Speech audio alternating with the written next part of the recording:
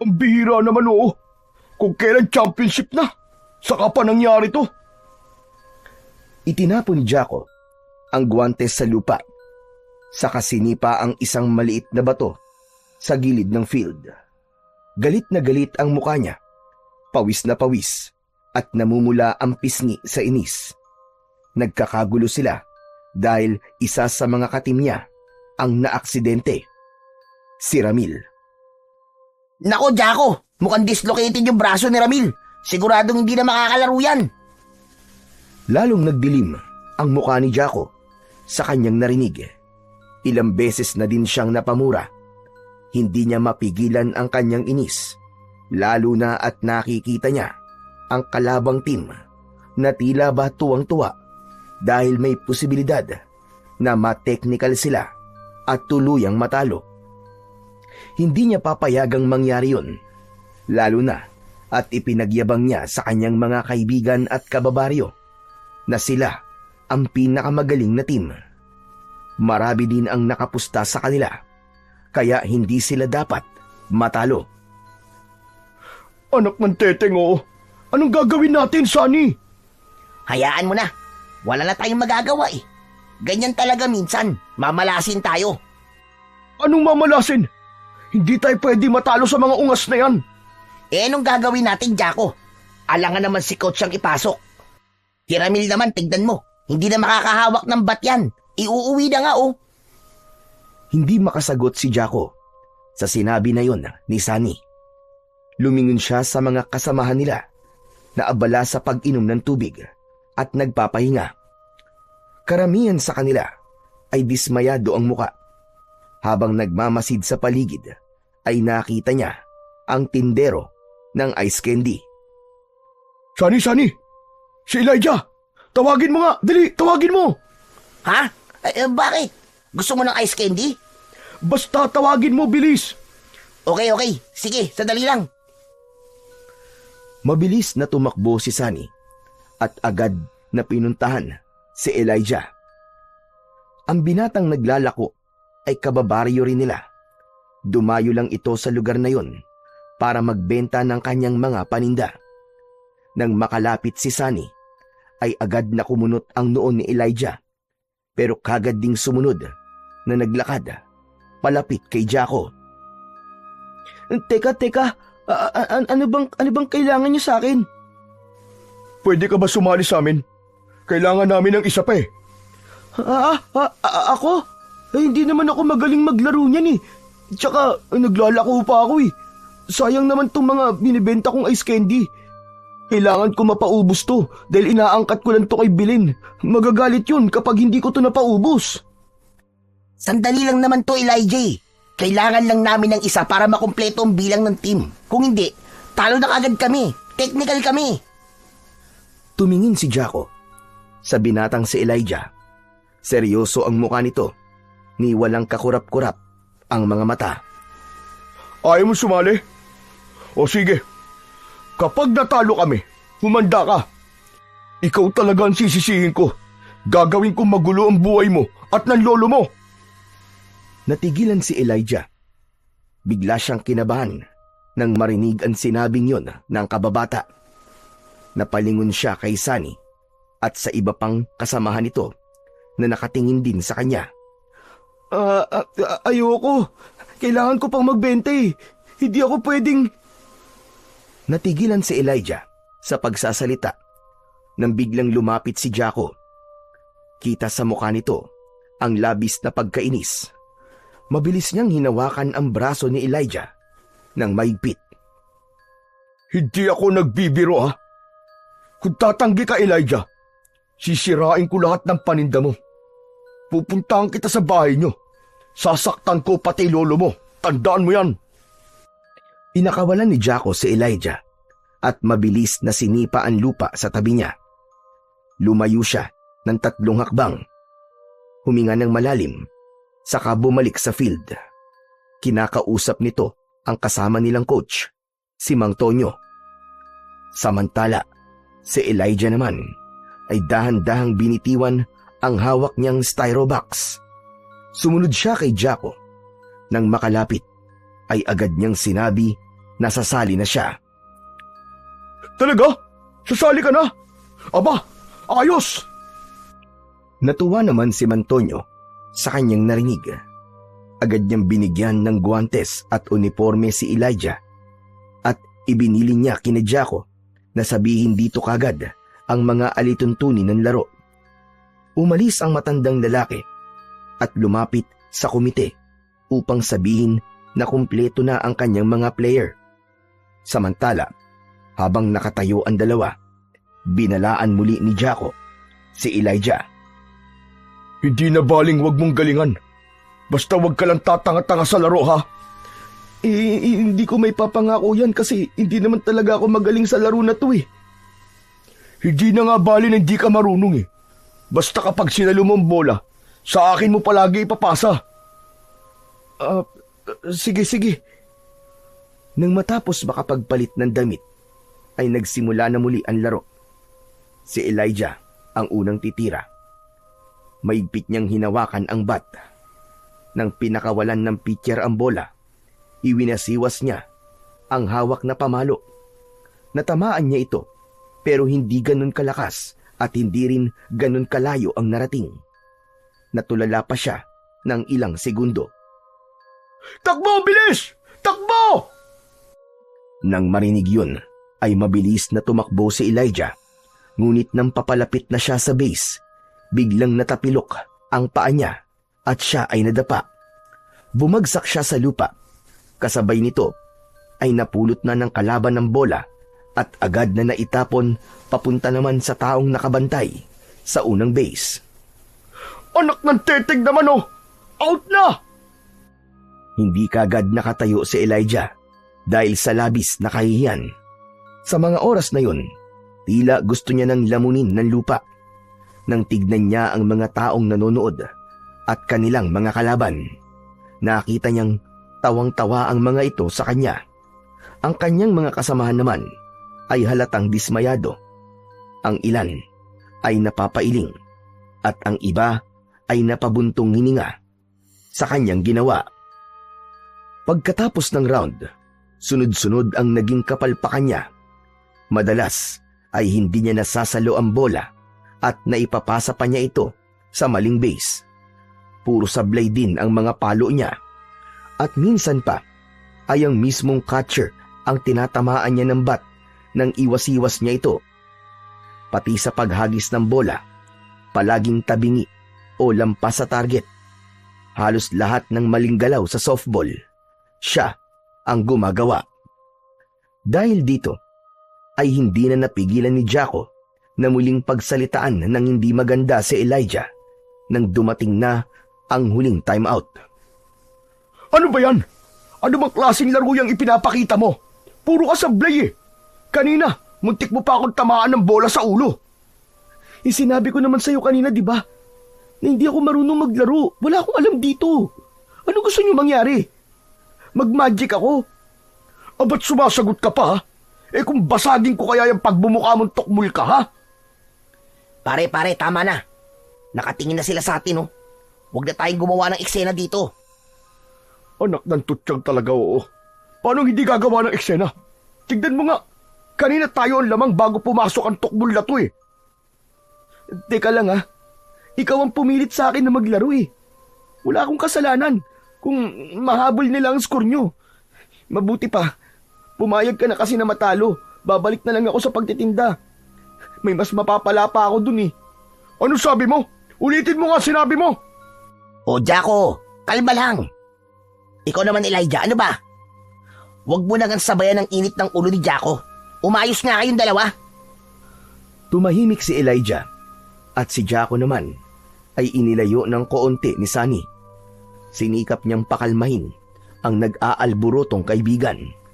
Pre, relax ka lang. Huwag mo na siyang pagalitan. Hindi naman talaga siya marunong maglaro nito eh. Kung alam ko lang sana na ganyan ang gagawin yan eh. Sana nga pumayag na lang ako kanina na matalo. Ay nako, nakakabwisit talaga. Huwag na tayo magsisihan. Hindi naman natin alam na mangyayari ang ganito eh. Mas galingan na lang siguro natin. Last na ikot na. Hindi ko alam kung makakahabol pa tayo. Pero baka sakali, magkaroon ng himala. Sinasabi ko sa'yo, Sunny, humanda talaga sa akin yan mamaya. Humanda lang ang tukmul na yan. Ilang sandali pa ay nagsimula na ulit ang laro. Tulad ng dati, ganun pa rin ang naging laro ni Elijah. Kaya naman, talo sila at wala ng pag-asa nang marinig ang malakas na pito ng referee. Hindi lang sila basta natalo, kundi tambak pa. Habang nagkakasiyahan ang kabilang grupo, nagngingit-ngit naman si Jaco habang nakatingin sa binatang naging dahilan ng kanilang pagkatalo. Nakita niyang parang wala lang dito ang nangyari. Tahimik na pinulot nito ang styro box ng ice cream candy at nagsimulang maglakad palayo. Elijah! Sandali lang! Lumingon si Elijah at nakita niyang pulang-pula ang muka ni Jaco. Mabilis itong nakalapit sa kanya. Inagaw ang styro box at itinapon sa lupa. Natapon at narumihan ang mga paninda niyang ice candy. Matapos yun, ay agad siyang kinwelyuan ng galit na kababaryo. Jaco! Ano ba? Bitiwan mo nga ako! Bitiwan? Hayop ka! Nang dahil sa'yo, natalo kami sa laro. Alam mo ba kung gaano kahalaga tong laro na to sa amin, ha? Ginastusan namin to. Nag-ensayo kami ng gusto. Tapos, sisirain mo lang ng ganon-ganon. Teka, sandali lang, aray! Bitiwan mo ako, nasasaktan ako, ano ba? Wala akong pakialam kung masaktan ka. Lagot ka sa akin ngayon. Hayop ka! Jaco, tama na! Sinabi ko naman sa'yo kanina, di ba? Hindi talaga ako manunong ng larong to eh. Ikaw ang pumilit sa akin, di ba? Kung hindi mo sana ako pinilit, di sana. Aba, at ako pa ngayon ang mali, siraulo ka! Bigla na lang siyang binitiwan ni Jaco at saka sinuntok sa muka. Napahandusay siya sa lupa.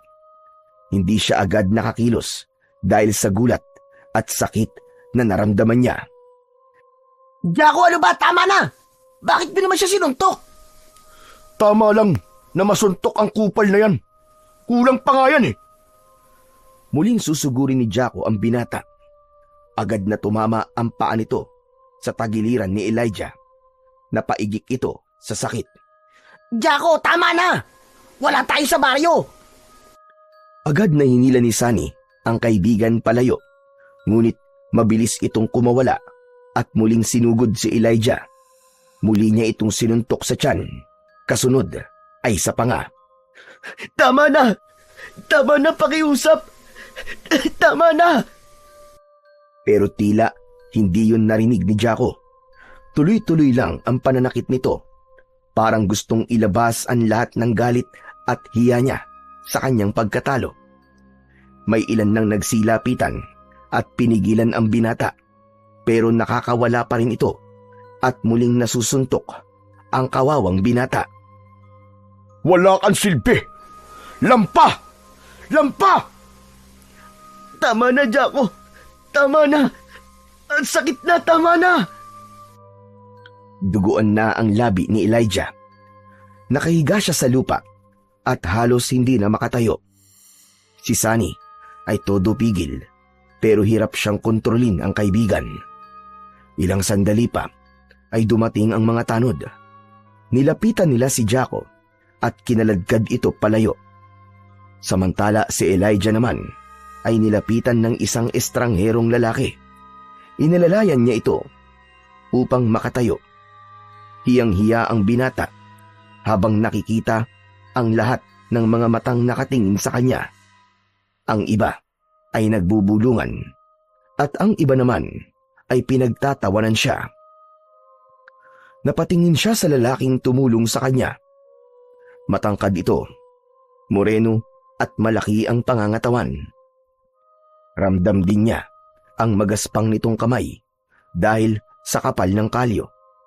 Nakaitim na t-shirt ito at maong na may punit sa tuhod. Ang buhok nito ay pantay sa kanyang balikat. Ngunit ang agad na umagaw ng pansin ni Elijah ay ang mahabang peklat nito sa muka, pababa sa kanyang leeg. Kaya mo bang maglakad? Kaya naman po. Salamat po. Sigurado ka ba? Parang masama ang tama mo Hindi po. Okay lang po talaga. Sanay na ako dito.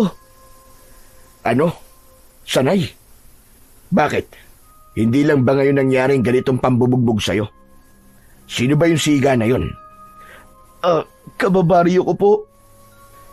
Yumuko ng bahagya si Elijah at pinunasan ng dugo sa labi gamit ang laylayan ng kanyang damit. Bakit ka pumapayag na saktan ka ng taong yun? Wala naman po akong laban sa kanya. Kaya tinitiis ko na lang po. Hindi ka dapat nagtitiis ng ganyan. At lalong hindi mo dapat hinahayaan na apakan ka ng kahit na sino bata. Labanan mo siya kung kinakailangan. Mahirap po eh. Anak po siya ng kapitan. Wala po akong laban sa kanya.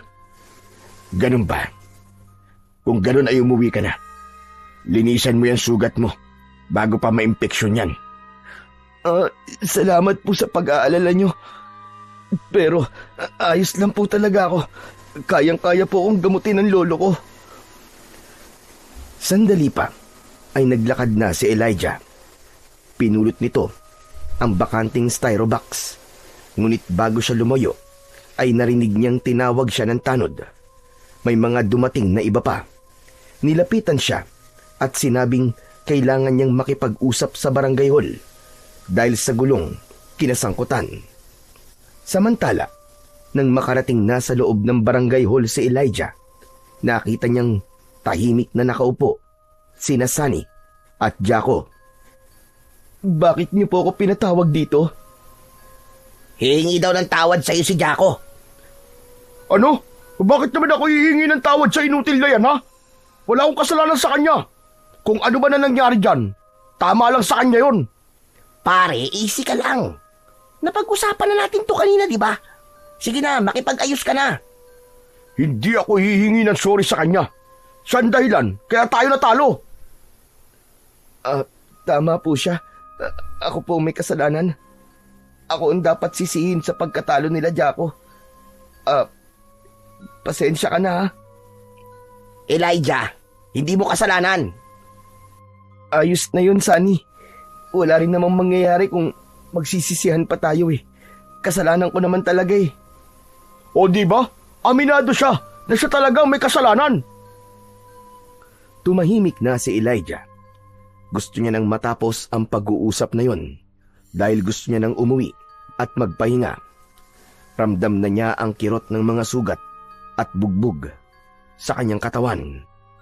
Hindi siya takot kay Jaco, pero takot siya sa impluwensya ng pamilya nito.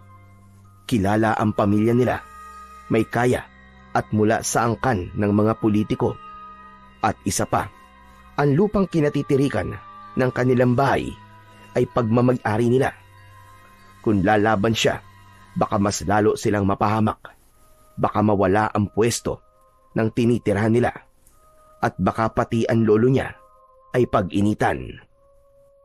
Wala naman po akong reklamo. Hayaan na lang po natin to. Natulala ang kapitan ng barangay nang marinig yun mula kay Elijah. Tahimik ang lahat. Kahit si Jaco ay natahimik sandali, pero agad din itong umiwas ng tingin. Tinanong siya ng kapitan kung sigurado ba ito sa kanyang desisyon. Tumango ang binata. Dahil doon ay nagpasya na ang kapitan na tapusin na ang usapan.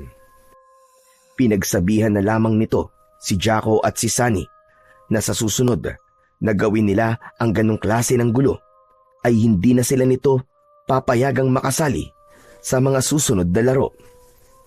Nagpaalam na si Elijah at nang pumayag ang kapitan, lumabas na siya ng barangay hall. Sumunod sa kanya si Sunny.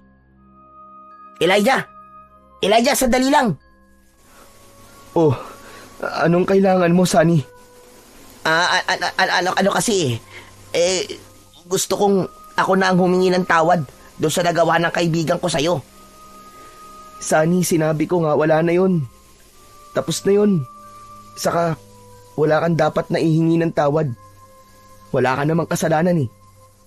Pero hindi mo deserve na masaktan ng ganyan. Sanay na ako, Sunny. Hindi na bago sa akin ang ganitong mga bagay. Alam mo naman yun, di ba? Pero mali pa din yun. Sana man lang nagpa-blatter ka. Wala namang mangyayari kung sakaling gawin ko pa yun eh. Baka, lalo lang kaming pag-initan. At yun ang ayokong mangyari. O sige, kung yan talaga ang pasya mo, bahala ka. Pero gusto ko lang malaman mo na ako mismo, hindi ako sang-ayon sa ginawa niya. Salamat na lang. Sige na, bumalik ka na dun. Baka magalit pa sa'yo si Jaco. Ayoko rin lumaki pa to. Napayuko na lamang si Sunny. Awang-awa siya sa kalagayan ni Elijah. Elijah, gusto mo ba na ihatid kita sa inyo? Huwag na. Kaya ko to. Hindi ako naniniwala. Sige na, tara na. Isasakay na kita. Pauwi na rin naman ako eh. Si Jaco, hayaan na lang muna natin dyan sa loob. Halika na. Hindi, ayoko. Pasensya ka na. Pagkatapos nun, ay naglakad na si Elijah palayo. Nakayuko lang siya, habang bitbit ang walang laman na styrobox. Ang nasa isip niya ay makauwi na at makapagpahinga. Pero bigla ding sumagi sa isip niya kung paano niya ipaliliwanag kay Belen ang nangyari. Si Sunny naman ay naiwan sa tapat ng barangay hall. Tahimik at tila nag-iisip. Panay din ang iling nito. Samantala, makalipas ang halos 1 oras na paglalakad, nakarating na din siya sa baryo nila. Bago umuwi, ay dumaan na muna siya sa tindahan ni Belen. Tuwang-tuwa namang sinalubong siya ng babae. Ngunit biglang natigilan nang makita ang mga galos at bugbog sa katawan ng binata. Oh, ano nangyari sa'yo? Ba't ganyan ang itsura mo? Napatrobol lang, Belen. Di ka na talaga nawawala ng mga kaaway. Sino naman bang bumugbog sa'yo, ha? Wala. Kumusta naman ang pagbibenta? Naubos mo ba? Hindi. Tinapon yung paninda ko eh. Ano ka mo? Tinapon? Aba naman, Elijah. Hindi ko pa napapalabas ang puhulan nun eh. Alang gatas at asukal ngayon. Pati yung plastic at yung kuryente. Ano ba naman yan? Pasensya na, Belen ha. Hindi ko naman gusto yung nangyari. Hindi mo ginusto. Bakit kasi nakikipag-away ka? Paulit-ulit na lang, Elijah. Ilang beses na nangyari to. Niloloko mo ba ako, ha? Tinapon ba talaga yan o kinukupitan mo lang ako? Nasaan yun na pagbentahan? Akin na nga. Ibigay mo nga sa akin. Belen, hindi kita kinukupitan. Hindi ko magagawa yun. Huwag mo nga akong paandaran ng drama mo. Hindi pwedeng wala kang iabot sa akin. Hindi ko pinupulot ang pinagpupuhunan ko dyan. Kaya kasalanan mo o hindi, ibigay mo sa akin ang pera ko. Akin ang pera ko. Pero Belen, wala akong pera sa ngayon eh. Ito na nga ba sinasabi ko eh. Ang lakas ng lobo makipagbasagan ng muka. Tapos ako naman ang napeperwisyo. Sana umiwas ka na lang. Di sana, hindi na sayang ang ice candy ko. Hindi na sumagot pa si Elijah. Nanatili lang itong nakayuko. Ngunit si Belen, patuloy pa rin ang kanyang paninermon. Ay nako! Ewan ko sa iyo, Elijah. Hindi pwedeng ganito na lang palagi. Puro palugi. Ganito. Simula bukas, hindi ka na muna pupunta dito. Hanggat hindi mo nababayaran ng mga ice candy ko, hindi ka makakakuha sa akin ng mga bagong paninda. Wala na akong tiwala sa iyo, Elijah. Huwag naman, Belen. Wala naman talaga akong kasalanan eh. Sila nag-umpisa ng gulo. Kita mo naman sa katawan ko yung bugbog, di ba? Ay nako, wala akong pakialam sa iyo. Ang importante sa akin ay ang pera ko. Umalis ka na nga sa harapan ko. Buwisit! Naglakad na pauwi si Elijah sa kanila. Masama ang loob niya sa nangyari, pero alam niyang hindi niya pwedeng sisihin si Belen sa naging galit nito sa kanya. Ilang sandali pa, ay nakarating na siya sa kanila. Agad niyang nakita ang Lolo Rubin niya na nakaupo sa bangkito. Abala sa pagkutingting ng mga paso ng halaman. May hawak itong isang maliit na pambungkal. Dahan-dahang humakbang si Elijah. Umaasang makakapasok siya sa bahay nang hindi siya napapansin ng matanda. Ngunit bago pa siya tuluyang makapasok sa pintuan, narinig niya ang boses ng kanyang lolo. Elijah, iho! Napatigil siya, pero hindi siya lumingon. Bakit ang tagal mong umuwi? Bakit ngayon ka lang? Ano po kasi, sa malayo po kasi ako nagbenta, kaya medyo natagalan po ako, Lolo. Ganun ba? Kumusta naman ang pagbebenta mo? Teka, sandali nga lang. Bakit ka ba nakatalikod sa akin? Bakit ayaw mong humarap? Narinig ni Elijah ang dahan-dahang pagakbang ng kanyang lolo. Palapit na ito sa kanya. Hindi niya nagawang lumingon, ngunit nang tuluyang makalapit na ito, agad na nag-iba ang ekspresyon ng mukha nito. Nanlaki ang mga mata at napakunot ang noo. Anong nangyari sa'yo? Bakit ganyan ang itsura mo? Umabanti ito ng kaunti at tinignan ang mga pasa sa pisngi, sa braso at tagiliran niya. Wala po, Tolo. Nadapa lang po ako kanina. Nadapa? Ganito kalala. Huwag mo nga akong pinaglololoko, Elijah. Sinong gumawa niyan? Sabihin mo. Hindi ko po sila kilala eh. Pinagtripan po nila ako dun sa kabilang barangay. Pero wag po kayong mag-alala. Ayos lang po ako. Pinagtripan ka? At ano? Hindi ka lumaban? Hinayaan mo magkaganyan ka? Hinayaan mong ganyanin kanila? Kuwan po kasi. Kuwan ano? Kasi. Ay, Diyos ko. Puro ka nalang ganyan. Alam ko kung ano-ano na naman ang sasabihin mo, Elijah. Ilang beses ko man sasabihin sa'yo na wag mong hahayaan na apihin ka ng kung sino-sino lang. Bakit ba palagi ka nalang nagpapabugbog? Tahimik lang si Elijah sa sinabi ng kanyang Lolo Ruben. Gusto sana niyang sumagot, pero natatakot siyang mas lalong magalit ang kanyang lolo. O ano? Hindi ka na sumagot? Ay nako, mga kabataan ngayon, napakahihina ng loob.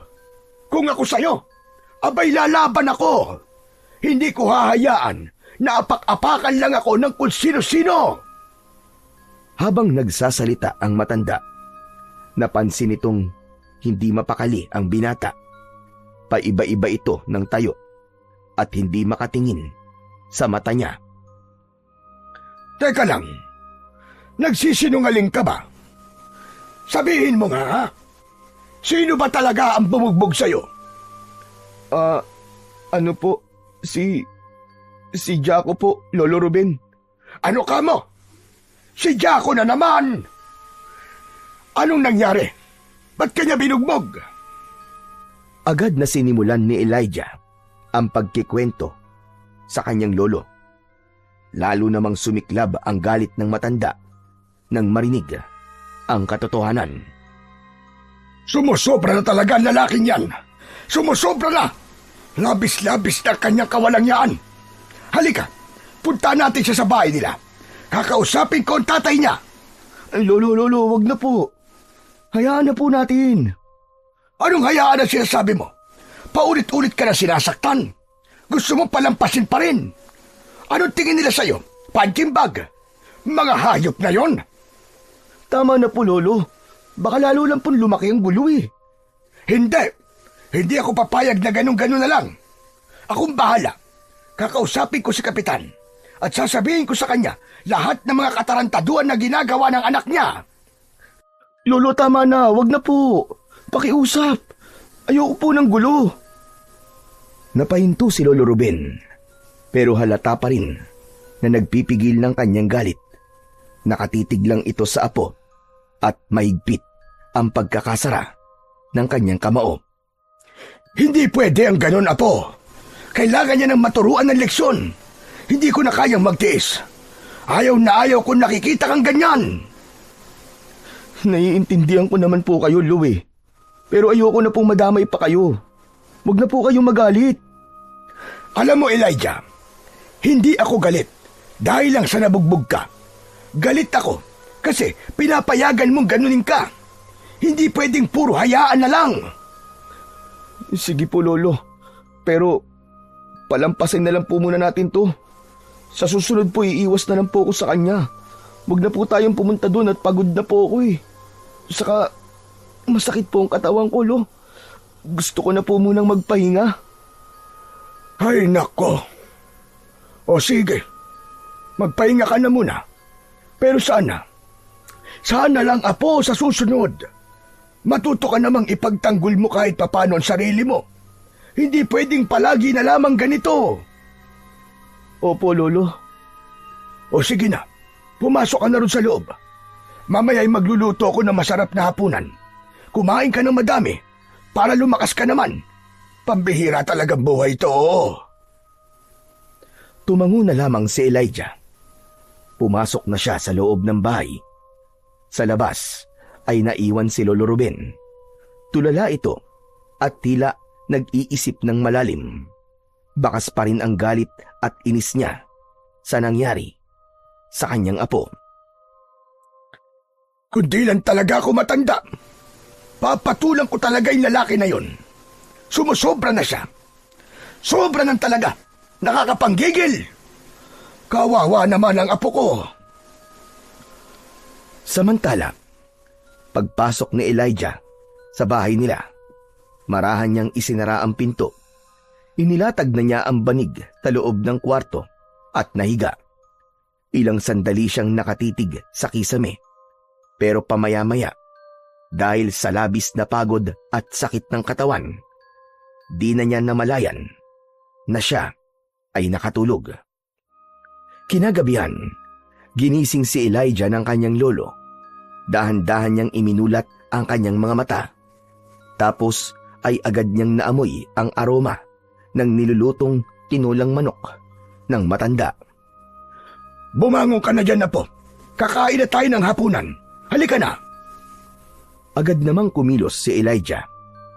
Ngunit nang maiangat niya ng konti ang kanyang balikat at mga kamay, ay bigla siyang napaungol dahil sa naramdamang sakit sa katawan. Aray! Aray ko! Aray, ang sakit, Lolo! Masakit po ang buong katawan ko, aray! Agad na nagsindi ng lampara ang matanda. Napailing muna ito bago maingat na inalalayan ang binata para makabangon. O sige, dahan-dahan lang. Salamat po, Lolo. Ay, ba't kanina hindi naman ganito kasakit ito? Bakit ngayon sobrang sakit na? Hayaan mo at gagamutin natin mamaya pagkatapos natin kumain. Ay, siya nga pala. Galing ako dun sa bahay ni na Kapitan kanina. Ha? Bakit po kayo pumunta dun, Lolo? Gusto kong kastiguhin yung barumbadong gumulpi sa'yo. Pero iba ang nangyari. Ano po nangyari? Sinaktan po ba nila kayo, Lo? Kasi naman sabi ko naman po kasi sa inyo, wag na kayong pumunta dun Pagdating ko dun sa bahay nila, ay nag-uusap silang mag-ama. Akala mo kung sino yung lalaki na yun. Pangiti-ngiti pa nang dumating ako. Tinanong ako ni Kapitan kung ano raw ang kailangan ko. Ang sabi ko, gusto ko lang malaman kung bakit binugbog ka ni Jaco. Ano pong sabi? Abay, sinabi ba namang kasalanan mo daw kung bakit ka nabugbog? Ikaw daw ang unang naghamon ng away. Pinatulang ka lang daw niya. Hindi po yun totoo, Lo. Binugbog po niya ako dahil ako po ang sinisisi niya sa pagkatalo nila sa softball. Sinungaling talaga yun. Naniniwala ako sa iyo, Apo. Pero mas pinakinggan ni Kapitan yung kwento ng anak niya. Ang kapal ng mukha nila. Abay, akalain mo, ako pa ang sinermonan. Kasi Lo, ang kulit niyo naman Sabi ko naman po sa inyo, hayaan niyo na lang Hayaan? Abay, hindi pwede yun. Hindi mo pwedeng hayaan na lang palagi na inaapi ka. Alam ko naman po. Pero Lo, tulad nga ng sinabi ko, ayoko ng gulo. Mas gusto ko pong manahimik na lang. Alam mo, minsan ang pananahimik, hindi kabaitan yan. Kahinaan ang tawag dyan. Kung lagi kang iiwas, mas lalo ka lang nilang pagtitripan. Mas lalo ka nilang aapihin at tatapak-tapakan. Tama naman po kayo, Lo. Pero wala naman po tayong magagawa eh. Hindi po natin sila kaya. Yun na nga nakakabwisit eh. Kinakayang-kayanan na lang nila tayo. Nako! Kung hindi lang talaga masama ang mangkulam, pinarusahan ko na sila sa paraang alam ko. Ano po yun, Lo? Ibig nyo sabihin eh, marunong po kayong mangkulam? Oo naman, marunong mangulam ang mga albularyo. May alam kami na dasal at ritual para magparusa o magbigay ng sumpa. Pero oras na gawin namin yun. Kapag pinili namin gamitin ang itim na mahika, hindi na madaling bumalik kami sa dati. Dadalin na kami nito sa madilim at makakaliwang daan. Wag nyo na pong gagawin yun, Lo. Mabuti pa po ipagpasa Diyos na lang po natin sila. Saka naniniwala po ako na darating po ang araw. Natitingalain din po nila tayo at hahangaan. Darating po ang araw, Lo, na hindi na po ako sasaktan ni Jaco. Sana nga, Apo. Dahil kapag nagpatuloy pa ito, naku, ewan ko na lang. At baka parehas ko silang mabugbog.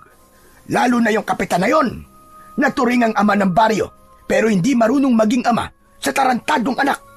Napakakonsentidor. Lo, ang puso niyo po.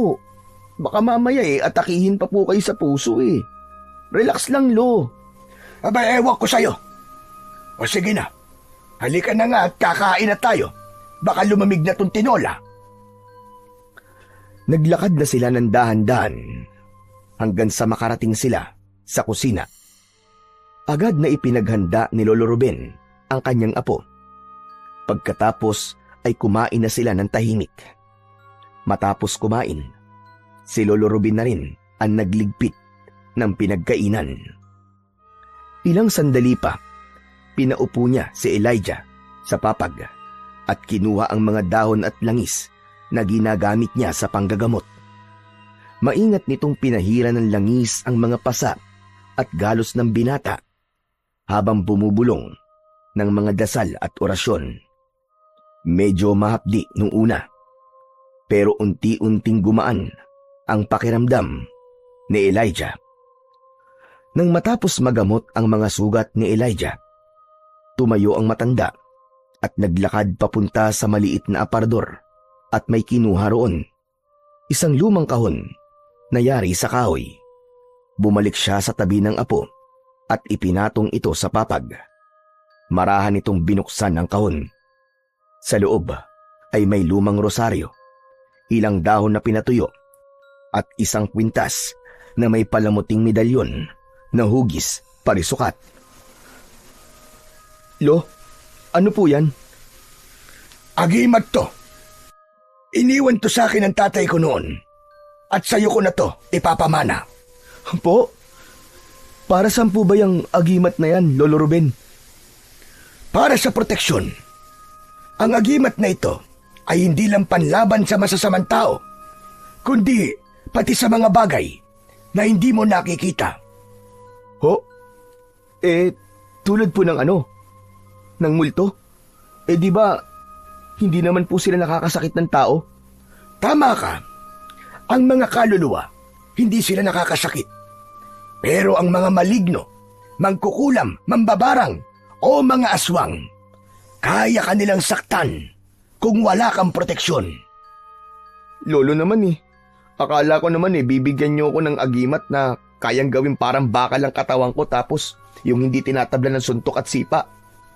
Nako, kung ganun pong ibibigay niyo sa akin, Lo, malamang hindi na po ako aawahin ni Jaco. Sa tono mo, parang hindi ka naniniwala. Ginagawa mong biro ang mga sinasabi ko sa'yo. Naku, Lo, hindi ko po intensyon na gawing katatawanan po ang mga sinabi niyo sa akin. Sa totoo lang po seryoso po talaga ako na ganun po sana ang maging agimat ko. May ganun ngang agimat na po. Oh, talaga po? Oo. Ang tawag sa ganung agimat ay kabal. Isang makapangyarihang amuleto na ginagamit upang hindi masugatan at di mahiwa ng tabak o anumang matutulis na bagay ang iyong balat. Ginagawa nitong sintibay at sintigas ng bakal ang katawan ng may tangan nito. Aba, ayos pala yun kung ganun, Lo. Kung meron nga pong ganyang agimat, Lo. Teka, bakit hindi na lang po yun ang ibigay niyo sa akin? Mas cool pakinggan. Agimat ng kabal. Wala naman akong agimat na ganun, Apo. Pero may kilala akong may tangan ng ganun. Kaso, matagal na kaming hindi nagkikita. Hindi ko na alam kung nasaan siya ngayon. Ay, sayang naman. Gusto ko pa naman sana talaga ang ganong klase ng kapangyarihan.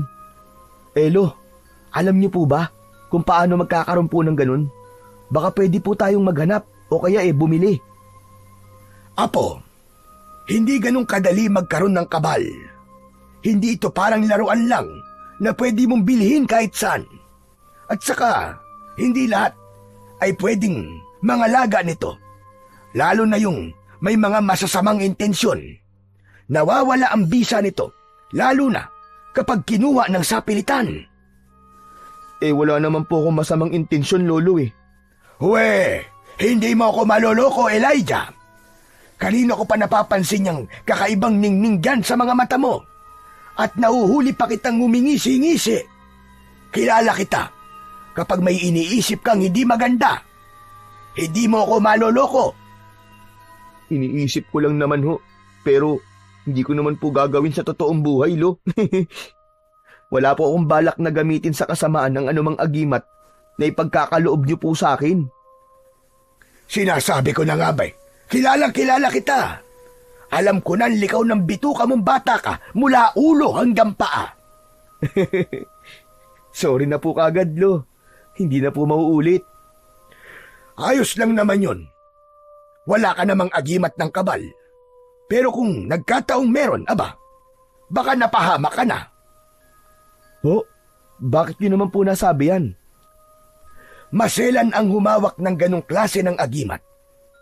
Ang kabal ay hindi lang basta pananggalang. Isa rin itong responsibilidad. Kapag meron ka nito, hindi mo pwedeng abusuhin. Hindi mo pwedeng gamitin para manakit ng iyong kapwa nang walang dahilan. Ganun po pala. Pero teka, Lolo Ruben, sino po ba yung taong may agimat po na ganun? Dati ko siyang kaibigan. Ang pangalan niya ay Benjamin. Pero mas kilala siya sa tawag na Kabenjo. Ang taong yun, kakaiba. Hindi siya basta-bastang albularyo lang. Mas bata siya sa akin, pero mas marami siyang alam na dasal at orasyon. Mas matapang din siya at mas magaling makipaglaban. Manghang napatingin si Elijah sa kanyang lolo. Nakita nito ang kakaibang ningning sa mga mata na noon lang niya nakita. Malapad din ang pagkakangiti nito na tila masayang masaya. Ngunit maya-maya pa ay bigla itong tumahimik. Nag-iba bigla ang ekspresyon ng kanyang muka at isang malalim na buntong hininga ang kanyang pinakawalan. Tapos ay hindi na umimik. Lolo, teka, bakit po kayo biglang natahimik? Bigla ko lang kasing na-miss si Kabenjo. Mabait siyang tao noon. Matulungin. Pero nagbago siya nang makuha ang agimat ng kabal. Parang nabaliw sa kapangyarihan at wala na siyang kinatatakutan. Kahit sinong humamon sa kanya, sinasaktan niya. Minsan kahit walang dahilan, ginagamit niya ang lakas ng agimat para magyabang at ipakita kung gaano siya kalakas at kamakapangyarihan. Inabuso po niya ang kapangyarihan? Pero bakit po, Lo? Kung mabait naman siya dati, bakit siya naging masama? Saka, di ba sabi mo kanina, kapag ginamit po sa kasamaan ng kabal, ay mawawalan ito ng bisa. Sandali lang iyo, ang dami namang tanong nun. Isa-isa lang. Mahina ang kalaban. Yung unang tanong mo muna ang sasagutin ko. Oo, Mabait siyang tao, pero naging masama at mapang-abuso dahil nasaktan siya sa maling pag-ibig. Iniwan siya ng asawa niya at sumama sa ibang lalaki. Magmula noon, parang nawala na ng direksyon ng buhay niya. Panay inom, puro gulo ang hinahanap. Talaga po? Naku'y kawawa naman po pala kung ganun. Depresyon po ang dahilan. Tama ka, depresyon nga. Para siyang nabaliw. Parang nawalan siya ng kakayang mag-isip kung ano ang tama at mali. Panay ang paalala ko sa kanya noon na huwag niyang abusuin ng agimat ng kabal. Pero ayaw niyang makinig. Maski ako kinalaban pa nga niya. Nagkasakitan kaming dalawa hanggang sa pinili ko na lang na iwan siya at pabayaan na lang. Ganun? Nakakalungkot naman po yun. Sayang po ang pinagsamahan nyo. Nakakalungkot talaga. Minsan nga, naiisip ko na hindi tama ang ginawa kong pag-iwan sa kanya sa oras na kailangan niya ako. Wala po kayong dapat na pagsisihan o pag-isipan, Lo. Wala naman po kayong kasalanan kung bakit po siya nagkaganon eh. Hindi ganon, Apo. Malaki talaga ang kasalanan ko. Kasi, imbis na suklian ko lahat ng kabutiang ginawa niya para sa akin, nilayasan ko siya at pinabayaan ng ganun-ganun na lamang. Ngayon, hindi ko alam kung buhay pa ba siya o hindi na. Pero Lo, matagal na po yun, di ba? Baka naman nagbago na siya o umayos na po ang buhay niya ngayon. Malay nyo, nagsisi na rin si Kabenjo sa mga ginawa niya. Hindi ko alam, Apo. Wala akong ideya. Kasi, nung araw na binilikan ko siya, ang huling balita ko sa kanya, naglayas siya at nanirang mag-isa sa bundok. Sa palagay niyo po, nasa bundok pa rin kaya siya hanggang sa ngayon? Hindi ko alam. Maaaring oo. O baka wala na siya. Hindi ko sigurado. Marahang isinara ni Lolo Ruben ang kahon ng agimat at muling ibinalik ito sa aparador. Habang ginagawa yon, ay panay ang bilin niya sa apo na kapag isinuot niya na ito, ay wag na wag niya nang aalisin sa kanyang katawan. Nangako naman siyang susundin niya ang lahat ng mga bilin ng kanyang Lolo Ruben. Lolo, may bisa pa po bang agimat na to? Hindi ko na rin alam, Apo. Matagal na kasi ang hindi nagagamit. Pero hayaan mo, susubukan nating gisingin yan sa pamamagitan ng pagdarasal ng orasyon. Pero bago yon, matulog ka na ulit. Huwag kang magpuyat. Sana nga po makatulog po ako ng maayos sa kalagayan kong to. Huwag kang mag-alala. Bukas wala na yung mga sakit na nararamdaman mo. Halika na at ihatid na kita sa silid mo. Aalalayan kita. Hinawakan ni Lolo Ruben ang mga braso ni Elijah. Dahan-dahan silang naglakad hanggang sa makapasok sila sa kwarto. Nahiga na si Elijah at kinumutan pa siya ng kanyang lolo bago lumabas ang matanda. Maya-maya pa ay pumikit na siya at nakatulog. Kinabukasan ay medyo tinanghali nang gising si Elijah. Dahan-dahan siyang bumangon mula sa papag at nagulat siya nang wala siyang maramdamang anumang sakit sa katawan niya. Hindi siya nahirapang bumangon. Aba, ang galing. Ayos ah. Grabe, ang galing talagang manggamot ni Lolo. Tumayo siya at lumapit sa salamin. Tinignan niya ng mabuti ang sarili. Nakita niyang namamaga pa rin ang pisngi niya. May itim pa rin ang paligid ng mata at kita pa rin ang ilang galos sa noo at braso, maging ang pumutok na labi. Ngunit kahit ilang beses niyang pisilin ang mga ito, ay hindi siya nasasaktan. Pambihira. Tama nga si Lolo sa sinabi niya kagabi na magiging maayos na ang pakiramdam ko ngayon. Ang galing. Mabisa talaga ang mga gamot niya. Kakaiba talaga si Lolo. Mahusay. Napangiti siya habang hinahaplos ang pisngi niya. Sana palaging ganito. Kahit bugbugin nila ako, wala akong sakit na mararamdaman. Lumabas na siya ng kwarto at tinawag ang matanda. Ngunit walang sumasagot. Dumiretso siya sa kusina pero wala doon ang kanyang lolo. Wala rin sa kwarto nito at wala din sa labas ng bahay. Saan kaya nagpunta yun? Sandali siyang naupo sa balkonahe sa isang upuang gawa sa kahoy. Ngunit hindi pa man siya nagtatagal doon ay nakita niyang paparating na ang kanyang lolo. Humahangos ito, pawis na pawis at hingal na hingal. Nang makalapit ang matanda, agad niya itong tinanong. Lo, ano po nangyari? Bakit para po kayong hinahabol ng 10 kabayo? Hindi kagad nakasagot ang matanda sa kanya. Huminga muna ito ng malalim bago nagsalita. Apo, hindi ka maniniwala. Patay na si Belen.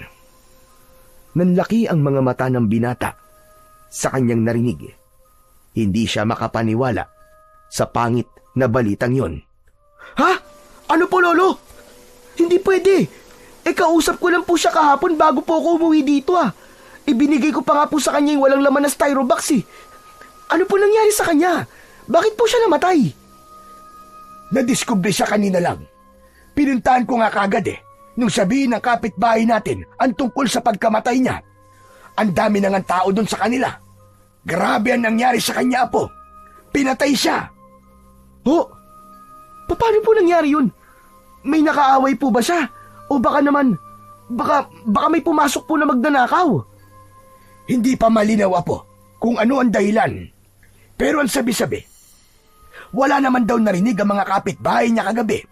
Wala man lang sigaw. Walang humingi ng tulong. Pambihira. Kawawa naman po si Belen, Lolo. Pinatay siguro siya ng taong may galit sa kanya. Sa pagkakaalam ko po marami po siyang mga pautang tapos naniningil po siya ng mataas na interes. Baka yun po ang dahilan, Lolo. Hindi, Apo. May kutob akong hindi yun ang dahilan. Po? Ano po bang ibig niyo sabihin, Lolo? Ang paraan kasi ng pagkamatay niya, hindi normal. Masyadong madugo. Masyadong brutal. Parang hindi gawa ng isang tao. Para siyang nilapa. Puno ng kagat at kalmot ang kanyang buong katawan. Tapos, biniyak pa ang tiyan niya. At wala nang laman loob. Ano? Grabe naman po yun, Lo. Napaka-brutal naman. Sa palagay ko, aswang ang may gawa nun sa kanya. Ano, Lo? Aswang? Oo, Apo. Pero hindi pa ako sigurado. Wala ka munang pagsasabihan nito, Apo. Baka kasi kung ano ang isipin nila kapag kumalat ang tungkol sa aswang. Opo. Sige po, Lo. Kung totoo man ang katob ko, magsisimula na naman ako nito. Matagal na panahon na akong tahimik at tumigil sa dati kong gawain. Pero baka panahon na ulitin ko at gisingin ang dati kong pagkatao. Napakunot ng noo si Elijah sa kanyang narinig. Hindi niya maunawaan ang sinabi ng kanyang lolo. Napansin naman yun ni Lolo Ruben. Iyo, makinig kang mabuti. Bago ako naging simpleng albularyo dito sa baryo natin, dati akong manunugis ng mga nilalang ng dilim. Manunugis? Yung tipong pumapatay po kayo ng aswang? Tama ka, Elijah. Magkasama kami noon ni Benjamin. Hinahabol namin sila, yung mga aswang at kung ano-anong mga demonyo na nanggagambala ng mga tao. Wow! Ang astig po pala, Lolo. Pero, bakit po pala kayo tumigil? Tumigil ako dahil nga dun sa nangyari kay Benjo. Saka, napagod na rin ako. Hindi lang katawan, kundi kaluluwa ko rin. Napagod na.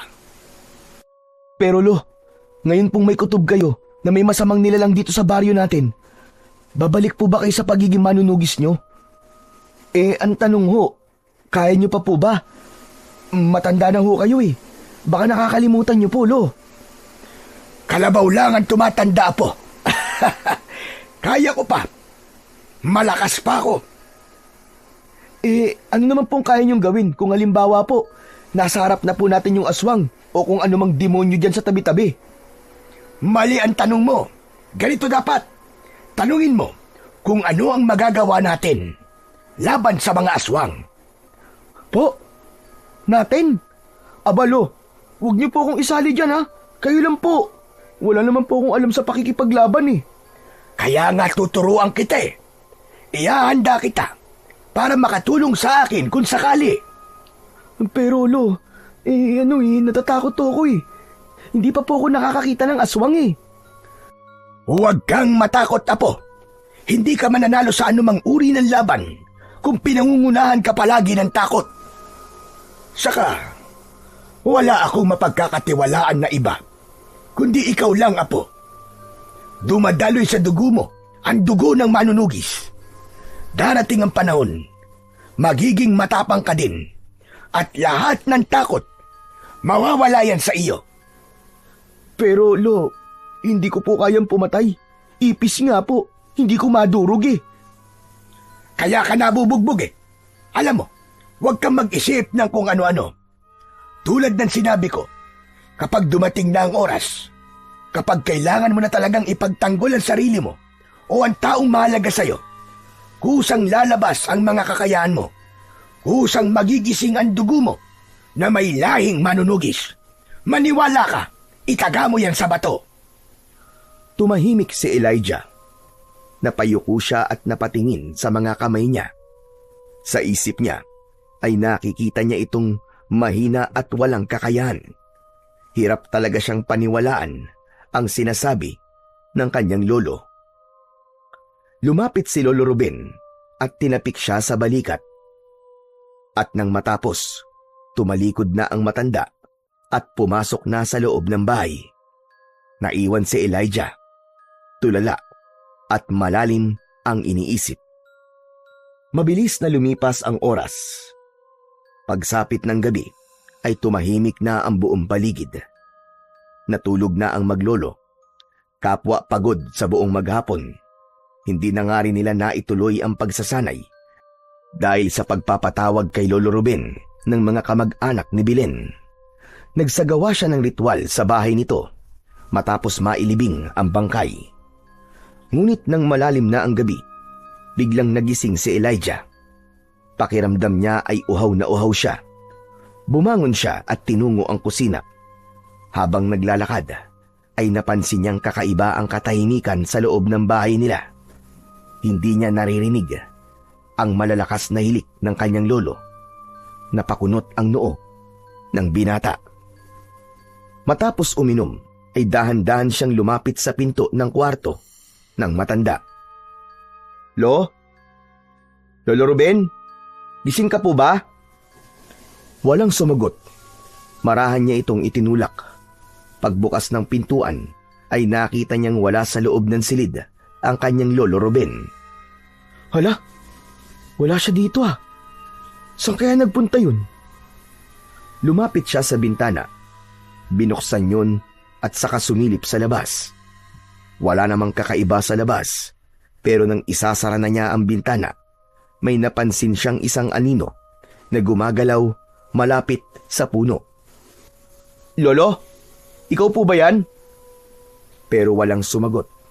Bigla siyang may narinig na mahihinang yabag.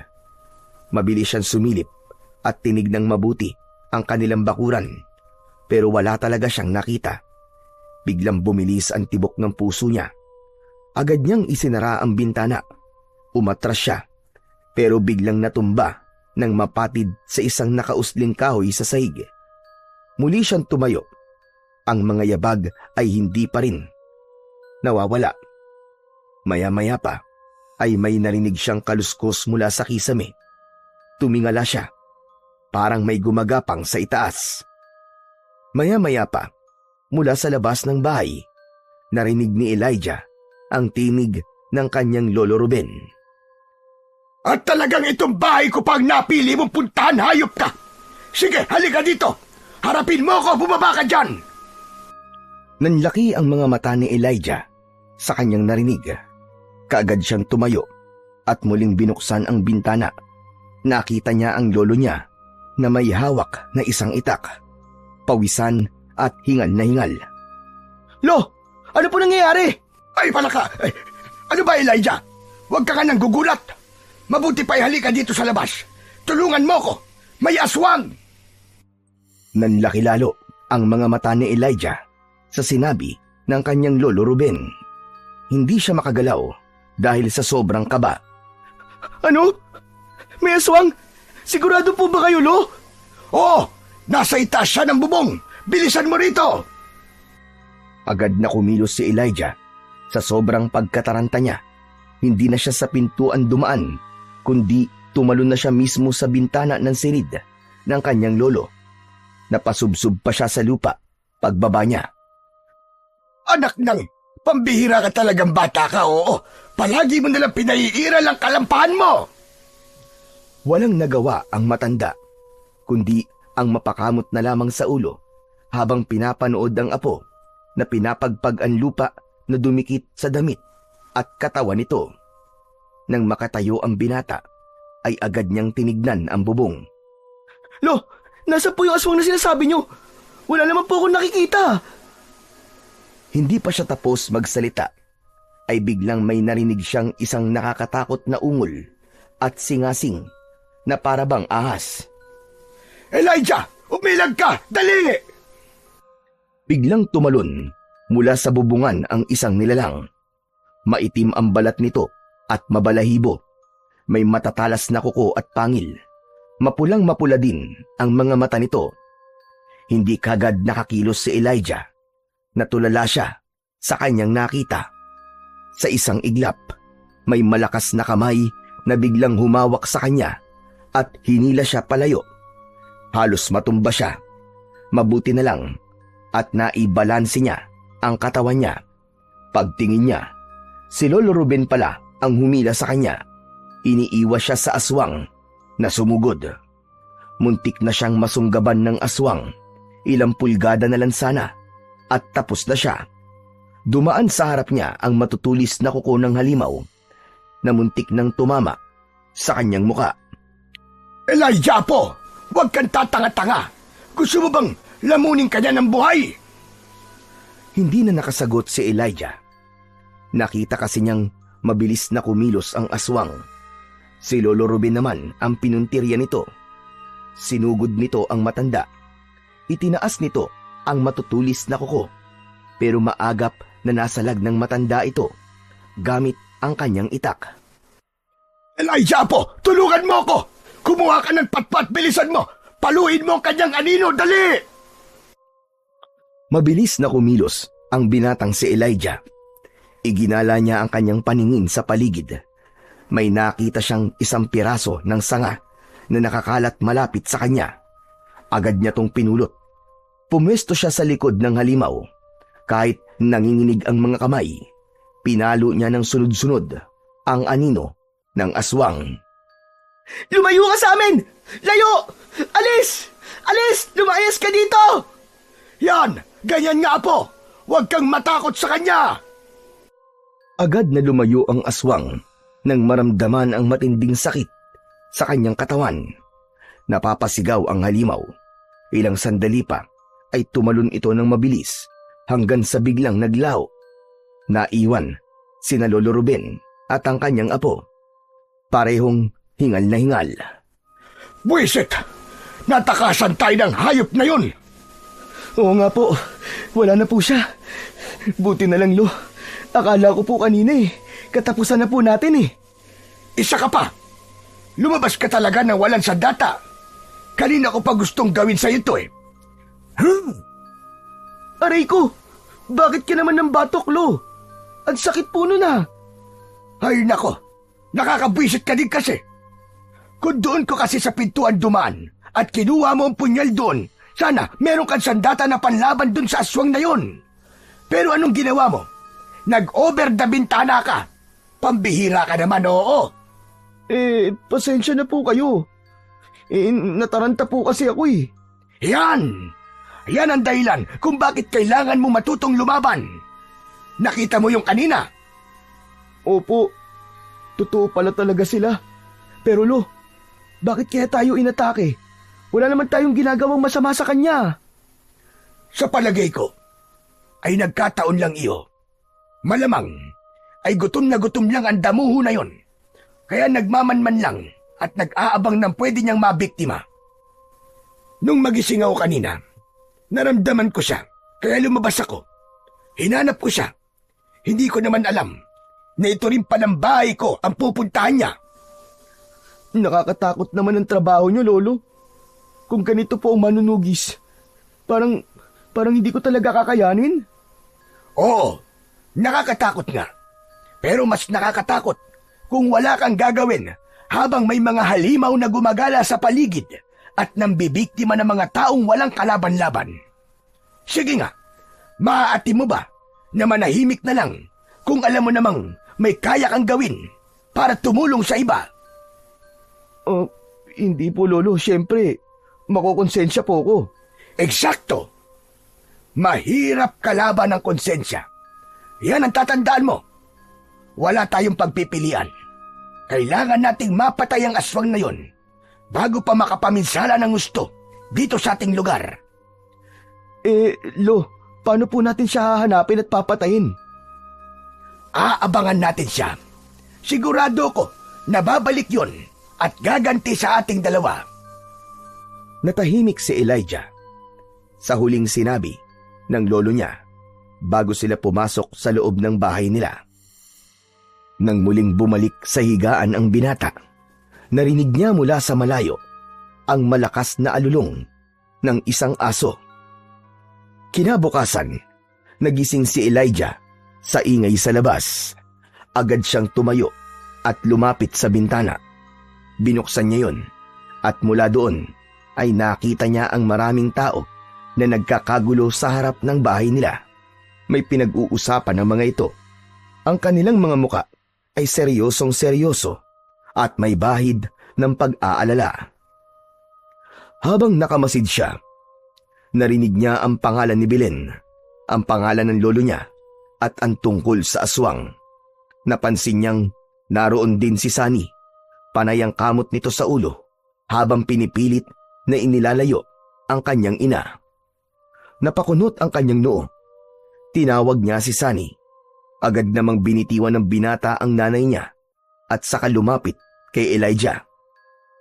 Sunny, ano bang pinagkakaguluhan nila? Bakit nasa tapat sila ng bahay namin? Anong meron, Sunny? May nakapagsabi kasi sa kanila na inatake daw kayo ng aswang kagabi. Kaya nandito sila ay para makikismis at malaman kung totoo ba ang kumakalat na balitang yun. Alam mo, marami ang haka-haka tuloy na posibleng yung aswang na yon ang pumatay kay Belen. Yun ang pinag-uusapan nila kanina pa. Teka, paano naman nila nalaman ang bagay na yun? Anong ibig mong sabihin? Totoo na sinalakay kayo ng aswang kagabi? Bago sagutin yun ni Elijah, ay inanyayahan nito ang binata na pumasok sa loob ng bahay nila. Dito na lang natin pag-usapan yung tungkol sa aswang. Wala kasing dapat na mapagkatiwalaan ngayon eh. Baka isa sa mga nariyan ng aswang eh. Ha? Ganun ba? O sige, dito na lang. Ano ba talaga kasing nangyari? Totoo, Sunny. Totoo. Inatake nga kami ng aswang kagabi ni Lolo. Talaga? Kung ganun, ay totoo nga na aswang ang pumatay kay Belen. Yun ang hinala ni Lolo. Aswang ang may kagagawa nun. Nakakatakot naman. May aswang na pala dito sa baryo natin. Oo nga eh. Nakita ko siya kagabi. Kitang-kita ko. Nakipaglaban pa nga kami sa kanya eh. Talaga? Mabutit di kayo nasaktan. Yun na nga eh. Mabuti na lang talaga at magaling si Lolo. Muntik na nga ako mamatay sa takot eh. Alam mo ba sabi ni Lolo? Hindi basta-basta ang aswang na yun. Mabilis at matalino daw. Parang ikaw. Huy! Huwag ganun. Matalino lang ako at mabilis kumilos pero hindi ako aswang. Tao ako, tol. Huwag mo akong kinukumpara sa halimaw na nakita mo kagabi. Sira ulo na to. Defensive ka naman masyado, pre. Binibiro ka lang naman eh.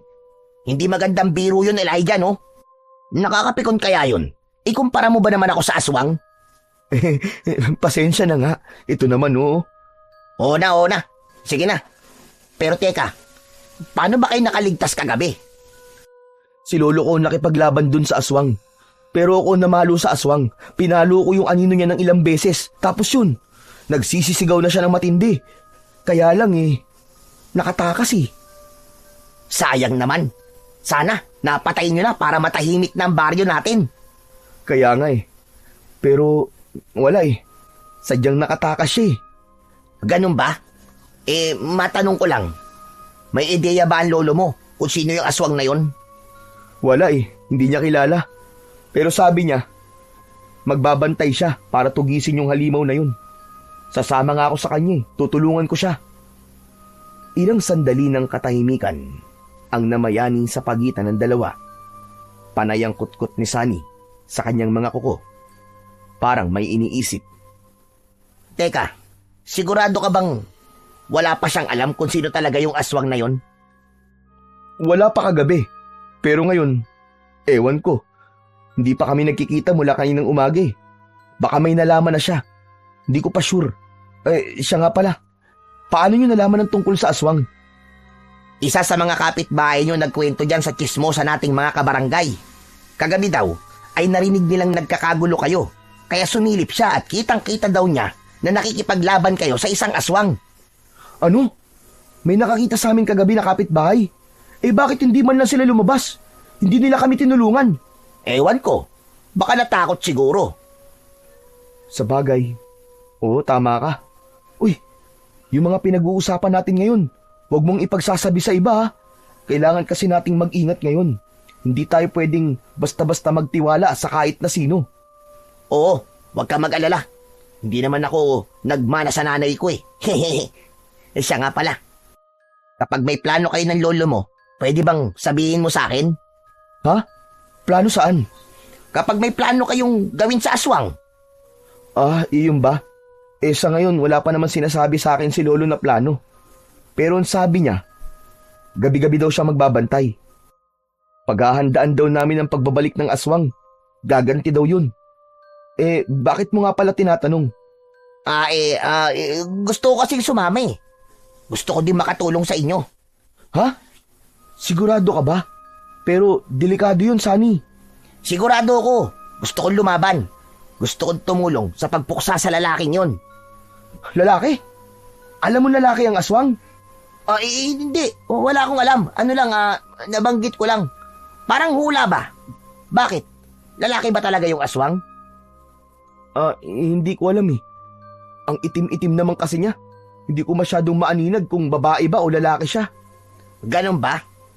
Sige na nga, hayaan mo na. O sige, magpapaalam na ako, Elijah. Kailangan ko nang ilayo ang nanay ko dito. Baka bumula na yung bibig nung kakadaldal Loko. O siya, sige na. Mag-iingat kayo ng nanay mo Balitaan na lang kita O sige, salamat Elijah. Pagkaalis ni Sunny, unti-unti na ring natahimik ang paligid. Ang mga tsismosang nagkukumpulan sa harap ng bahay nila ay nagsialisa na rin. Naiwan si Elijah sa loob ng bahay. Tumayo siya at nagsimulang magligpit at maglinis sa loob. Binuksan na rin niya ang mga bintana at pinto. Nang matapos ang kanyang lahat ng mga gawain, ay napatingin siya sa orasan. Pasado 8:00 na ng umaga. Wala pa rin ang kanyang lolo. Nagtaka siya at medyo kinabahan na rin. Hindi kasi ugali ng matanda na hindi umuwi para sa agahan. Kahit nasa labas ito o kahit saan magpunta, palagi itong umuwi para makasalo niya. Lumipas pa ang ilang oras, ngunit wala pa rin si Lolo Ruben. Lalo siyang kinabahan dahil sa matinding pag-aalala. Lumabas na siya ng bahay para hanapin ito. Lolo Ruben, nasan ka na ba? Naglakad si Elijah sa kalsada. Umaasang may makapagsasabi kung saan nagpunta ang kanyang lolo. Una niyang pinuntahan ang bahay ng kanilang mga kapitbahay, pero wala roon ang matanda. Lahat ng kanyang tinanong ay umiling lang at nagsabing hindi nila nakita si Lolo Ruben. Habang nag-iikot siya, lalong bumigat ang pakiramdam niya. Wala man lang bakas o kahit na anong palatandaan kung saan ito maaaring pumunta. Naisip niya tuloy na baka maaga pa lang o habang madilim pa ay umalis ang kanyang lolo. Tahimik siyang nagpatuloy sa paglalakad, pinakikiramdaman ang paligid at umaasang may makakasalubong na makapagsasabi kahit konting impormasyon tungkol kay Lolo Ruben. Ngunit sa kanyang pag-iikot ay may biglang tumawag sa kanya. Uy, Elijah! Mabuti naman at nakalabas ka na. Kumusta? Napalingon siya. Nakita niya si Jaco. May dalang yosi at nakasandal sa poste. Napasimangot si Elijah pero hindi na nagsalita. Binilisan niya ang lakad. Gusto niyang iwasan ito at wag nang kausapin hanggat maaari. Pero biglang lumapit si Jaco sa kanya. Suplado ka! Gusto ko lang naman kumustahin ka. Magaling na ba yung mga sugat mo? O gusto mo, dagdagang kulit? Hindi pa rin kumibo si Elijah. Diretso lang siya sa kanyang paglalakad. Aba, hindi ka sumasagot ah. Umiiwas ka na ngayon. Gusto mo siguro ulit mabugbog, no? Huminto si Elijah at tumingin sa kanya. Seryoso ang muka. Wala ko sa mood makipag-asaran, Jaco. May hinahanap ako. Sinong hinahanap mo? Yung lolo mo? Naku, wala na yun. Balita ko, inatake kayo ng aswang kagabi. Baka tinangay at nilapa na ng aswang yun. Hindi na muli pang nagsalita si Elijah. Napailing na lang ito. Saka naglakad ulit. Pero mabilis siyang sinundan ni Jaco. Huy! Huwag mo naman akong iniisnab. Akala mo kung sino ka na. Bigla siyang binatukan ni Jaco. Tumigil siya at nilingon ang binata. Tinitigan niya ito ng masama. O ano? Anong tinitingin-tingin mo dyan, ha? Ginawa ko lang yan para maalala mo kung sino ang hari dito. Ano, ha? Papalag ka ba? Tahimik lang si Elijah. Pero halata sa mukha niyang galit na siya. Nanginginig ang panga niya sa pagpipigil. Sige nga, suntukin mo nga ako. Ano? Suntok! Tama na, Jaco. Hindi na tayo mga bata. Lubayan mo na lang ako. Wala akong oras makipag-usap sa'yo. Ano sabi mo? Matapang ka na ngayon ah. Hindi ka na ba natatakot sa akin? Bakit ah? Ano ba pinagmamalaki mo? Tumigil ka na, sabi. May pinagdadaanan ako ngayon. Kaya please lang. Pinagdadaanan daw oh. Alam mo, wag mo nang hanapin yung lolo mo. Sa palagay ko, kung hindi yung tinangay ng aswang, lumayas na yun. Nagsawa na siyang alagaan ng isang lampang katulad mo. Ngunit imbis na pumatol sa patuloy na pang-aasar ni Jaco sa kanya, muli siyang tumalikod at nagsimulang maglakad. Tila nawalan na ng pasensya si Jaco nang hindi siya pinatulan ni Elijah. Para bang lalo siyang nainis sa katahimikan ng binata. Pakiramdam niya ay binastos siya. Kaya naman, bago pa makalayo ang binata, ay hinablot niya ito pabalik. Hoy! Pag kinakausap ka, sumagot ka! Dahil sa panggigigil, ay sinuntok niya ito sa tagiliran. Napaungol si Elijah sa sakit, pero hindi pa rin siya lumaban. Sinikap na lang niyang iwasan ang iba pang suntok at sipa. Ngunit kahit ilang beses siyang umiwas, ay natatamaan pa rin siya. Ang lakas ng loob mong bastusin ako ah. Lampa ka pa rin naman. Tama na, Jaco. Ayoko makipag-away. Aba, lumabang ka. Kaninang tapang-tapang mo eh. Ano, laban? Isang malakas na suntok ang pinakawalan ni Jaco. Pero bago pa yun tumama, biglang may humawak sa kanyang braso. Isang malakas na kamay ang pumigil sa kanya. Mahigpit na parang bakal. Natigilan ang binata. Aray! Sino ka ba ha? Hindi umimik ang lalaki. Nakatingin lang ito ng seryoso kay Jaco. Samantala si Elijah naman ay napalingon. Nanlaki ang mga mata niya nang makilala ang lalaki. Ito ang estrangherong tumulong sa kanya at nag-alalay nang bugbugin siya ni Jaco sa kabilang baryo. Ikaw? Oo, ikaw nga. Ikaw yung tumulong sa akin. Hindi umimik ang lalaki patuloy pa rin itong nakatingin kay Jaco. Matalim ang mga mata nito, parang handang manakit anumang oras. Ano ba? Bitiwan mo sabi ako eh! Buwisit ka! Tama na. Ano sabi mo? Sino ka ba para utusan ako, ha? Mas hinigpitan pa ng lalaki ang pagkakahawak nito sa braso niya. Napangiwi si Jaco sa sakit. Nagpumiglas ang binata pero wala siyang laban sa lakas ng lalaki. Ang sabi ko, tama na. Ang sabi ko, bitiwan mo ako! Hindi mo ba ako kilala? Hindi. At wala akong pakialam kung sino ka. Ang gusto ko, tigilan mo na ang pambubugbog kung ayaw mong ako ang bumugbog sa'yo. Pagkasabi nun, ay bigla niyang itinulak si Jaco palayo. Napaatras ito ng ilang hakbang bago bumagsak sa lupa. Galit na galit pero halatang natakot din sa ipinakitang lakas ng lalaki. Visit ka! Isusumbong kita sa tatay ko, kapitan! Ipadadampot kita sa mga tanod! Eh di gawin mo. Akala mo ba natatakot ako? Gawin mo! Lalong pinandilatan ng mata ni Ka Benjo ang binata. Kaya naman, walang nagawa si Jaco kundi ang tumayo at saka mabilis na tumakbo palayo. O ano? Ayos ka lang ba, ha, bata? Lumapit si Ka Benjo kay Elijah at inalalayan muli siyang tumayo. Bakas naman sa mukha ng binata ang gulat sa nangyari. Opo, ayos lang po ako. Salamat po sa pagtulong niyo sa akin, ha. Kung hindi po kayo dumating, baka pinatay na po ako ng hayop na yun, eh. Bakit kasi hinahayaan mo? Nasaktan ka lang ng lalaking yun. Wala po akong laban sa kanya, eh. At kung sakali man po na lumaban ako, talo pa rin ako. Kasi kapitan po ang tatay niya. Mamanipulahin po nila ang mga mangyayari at sa huli, ako pa rin po ang pagkakaisahan nila at paparusahan. Teka, bakit po ba kayo nandito? Di ba taga ron po kayo sa kabilang baryo? Hindi Hindi ako taga ron. Napadpad lang ako dun. Napadpad? Oo. Isa akong palaboy eh. Wala akong bahay. Wala akong address. Kung saan ako abutan ng gabi, dun ako. Talaga po? Bakit naman? Kasi may hinahanap ako.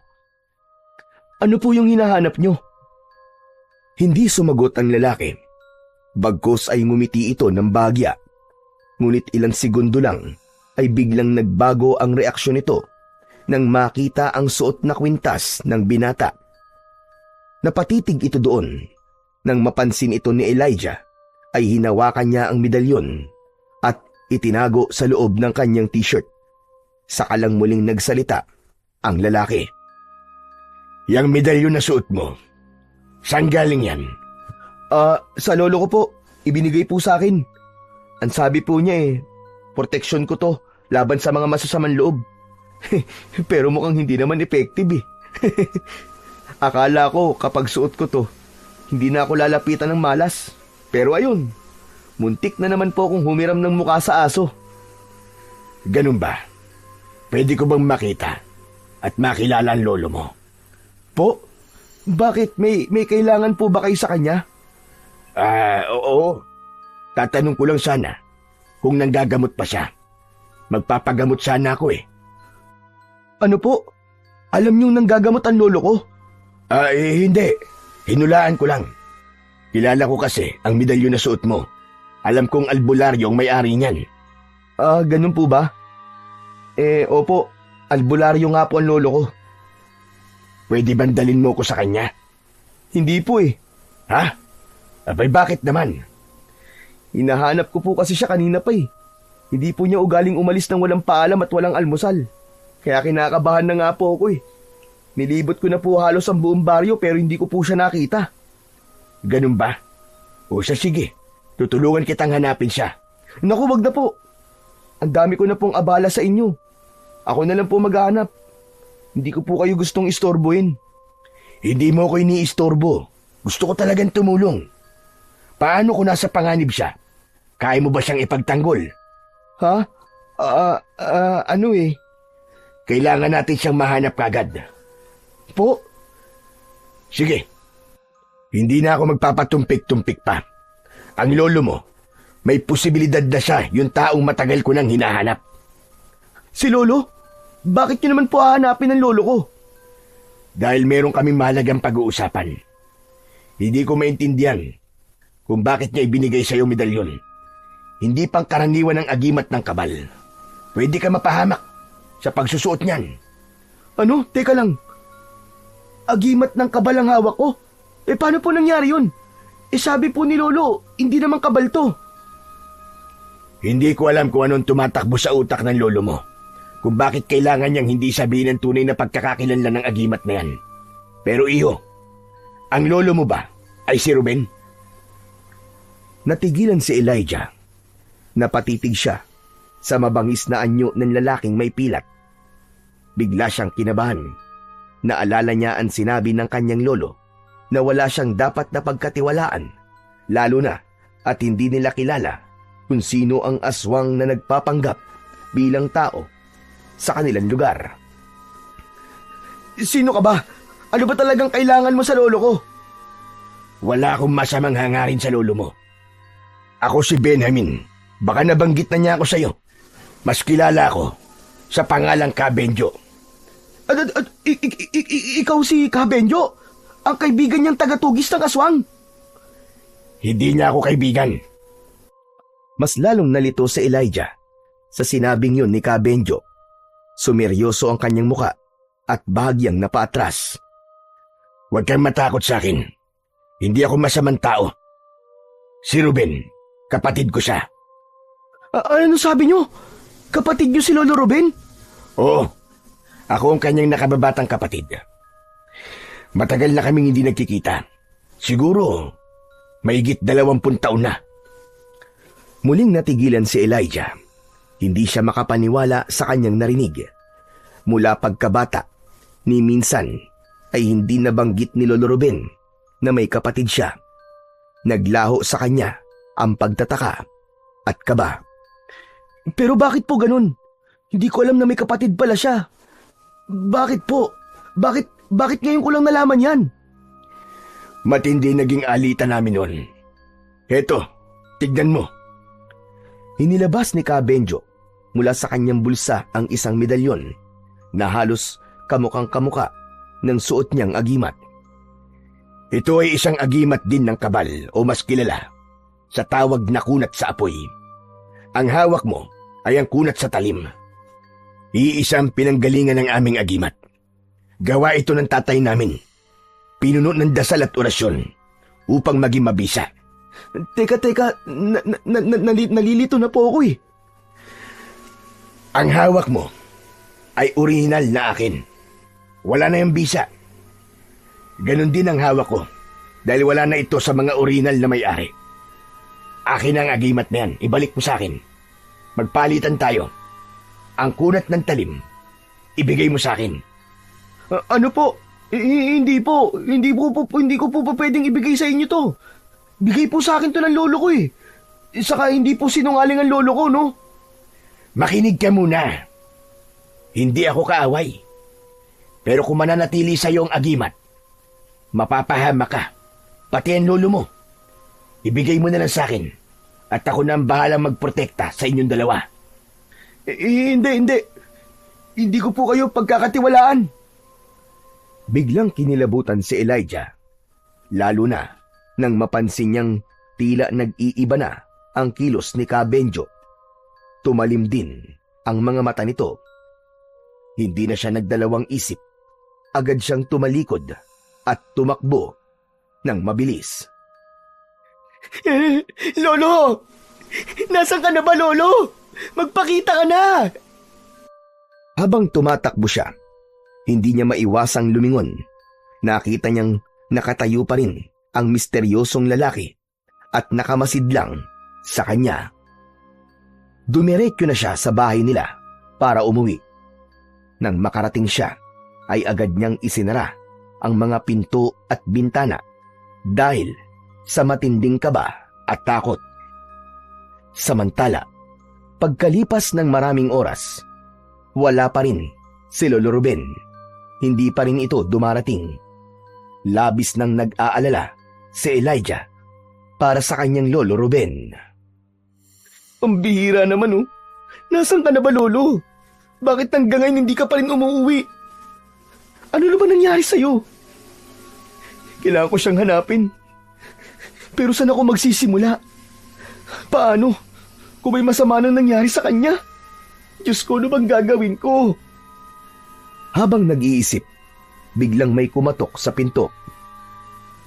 May kumakatok. Sino yan? Ako to, Elijah, si Sunny. Buksan mo to, bilis! Dali-dali namang binuksan ni Elijah ang pinto. Pagkakita niya kay Sunny, agad niyang napansin ang itsura nito. Magulo ang buhok, namumutla, at pawis na pawis. Oh, Sunny! Ba't ganyan yung itsura mo? Ano nangyari sa'yo? Elijah, huwag kang mabibigla. Pero may masama akong balita. Ano yun? Yung lolo mo, nakita siya sa gitna ng gubat. Ano? Wala na, Elijah. Patay na siya. Patay na ang lolo mo. Ha? Hindi. Hindi totoo yan. Hindi pwedeng patay na si Lolo. Baka nagkakamali ka lang. Huwag ka nagbibiro ng ganyan, ha? Hindi ako nagbibiro, Elijah. Pasensya ka na, pero yun ang totoo. Halika na, puntahan natin. Kailangan ka ng lolo mo. Tumulo ang luha sa pisngi ni Elijah. Mabilis silang kumilos. Naglakad sila ng naglakad hanggang sa marating ang bungad ng gubat. Nagpatuloy sila sa paglalakad hanggang sa makapasok sa pinakagitna ng gubat. Pero nang nandoon na sila, wala naman doon si Lolo Ruben. Naglalakad pa din si Sunny at si Elijah naman. Nakakaramdam na ng kaba. Sunny, teka nga lang, malayo pa ba tayo? Nasaan ba talaga ang lolo ko? Tsaka, nasaan ang mga tao? Hindi sumagot si Elijah. Tahimik lang ito habang naglalakad sa unahan. Napansin ni Elijah na parang paikot-ikot na lang sila sa parehong lugar. Teka, Sunny, sigurado ka ba sa pinupuntahan natin? Dahan-dahan itong lumingon. Nakita ni Elijah na nag-iba ang itsura ng muka ni Sunny. Ang balat nito ay umitim, ang mga mata ay mapula, at ang ngipin ay tumulis. Humaba din ang mga kuko. Nanigas sa takot si Elijah. Anak ng... Ikaw ang aswang! Ikaw yung kagabi! Tama ka, Elijah. Ako nga. At ngayong mag-isa ka na lang. Wala na makakapigil sa akin. Ibigay mo na sa akin ang agimat. Hindi! Hindi ko ibibigay sa ito! Hindi! Ayaw mong ibigay, ha? Sige, kukunin ko na lang sa ito. Nagsapilitan! Sa isang iglap ay tumalon ng aswang palapit sa kanya. Mabilis at malakas ang galaw nito. Sinugod nito ang binata. Napaatras si Elijah, pero bigla siyang nadulas sa putik at napaupo. Hindi tumama sa kanya ang matatalas na kuko ng aswang. Dahil sa kanyang pagkakadulas ay nakaligtas siya sa tiyak na kamatayan. Mabilis naman na bumuelta ang aswang. Muli nitong susugurin ang binatang si Elijah. Napapapikit na ang mga mata ng binata. Ngunit isang malakas na tunog ang narinig niya. Parang may pamalo na inihampas sa lupa. Pagdilat ng kanyang mga mata, ay nakita niya ang misteryosong lalaki na si Kabenjo na may hawak na matulis na sanga. Nagulat din siya nang makita ang kasama ng lalaki. Walang iba kundi ang kanyang lolo Ruben. Sugatan ito pero buhay. Lolo! Buhay ka! Oo, apo. Buhay na buhay. Pero lumayo ka muna, bilisan mo. Delikado rito! Umatras si Elijah at lumayo ng bahagya sa aswang. Lumapit siya kay Kabenjo. O ano, aswang? Tignan natin ang tapang mo. Ako ang harapin mong hayop ka. Matapang ka. Bakit, sino ka ba? Anong laban mo sa akin? Wala kang laban. Dahil isa ka lang ordinaryong palaboy na napadpad dito sa baryo namin. Kilala kita. Madalas kitang makitang pagala-gala sa kung saan-saan. Kaya huwag kang mayabang. Hindi mo ko kaya. Yun ang akala mo. Ako ang hindi mo kilala. Elijah, ibigay mo sa akin ang agimat ng kunat ng talim. Bilis! Napatingin si Elijah sa kanyang lolo Ruben. Nakita niya itong tahimik na tumango at nakita niyang suot ng matanda ang ipinakitang agimat ni Ka Benjo sa kanya. Ang agimat naman ng kunat ng apoy. Mabilis niyang hinubad ang agimat at ibinigay sa tunay na may-ari nito. Pagkakuha ni Ka Benjo, agad niya itong isinuot. Isang malakas na liwanag ang bumalot sa katawan ng lalaki. Akala nyo mapipigilan nyo ako?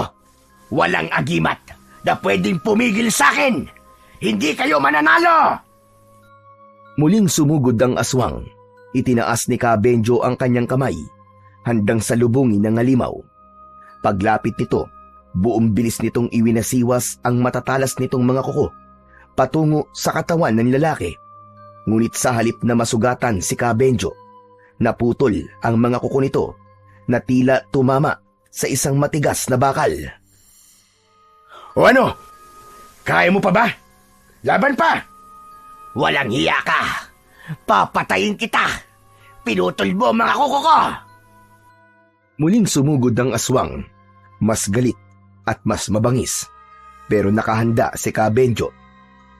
Mabilis nitong naiiwasan ang bawat pagsugod ng kalaban.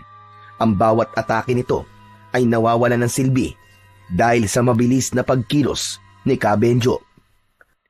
Si Elijah naman ay pinipilit na makatayo at pansamantalang nagtago sa likod ng isang puno. Ngunit bigla siyang napasigaw nang may biglang nakita na may isa pang tao na nagtatago sa puno na kanyang balak sanang pagtaguan. Ano ginagawa mo dito? Nakita ko kayo ni Sunny na pumasok dito sa gubat kanina kaya sinundan ko kayo. Akala ko naman kung anong gagawin nyo eh. Aswang pala ang hinayupak na yon. Hindi ka dapat sumunod dito. Alam ko. At pinagsisisihan ko na yun, Elijah. Pero natatakot akong umatas eh. Natatakot akong umuwi. Dahil baka mamaya makasalubong ako ng kagaya niyan. Natahimik si Elijah. Tumabi siya kay Jaco nang makita niyang nanginginig na nga ito sa takot. Hinawakan niya ito sa balikat at dahan-dahang tinapik yun. Sinusubukan niya itong pakalmain. Tumango naman sa kanya si Jaco. Muling nabaling ang tingin nila sa mga naglalaban nang marinig nilang sumigaw ng malakas ang aswang na si Sunny. Tinamaan na pala ito ng matulis na sanga na hawak ni Ka Benjo. Samantala ay napansin naman ni Elijah na unti-unting nagliliwanag ang katawan ng kanyang lolo Ruben.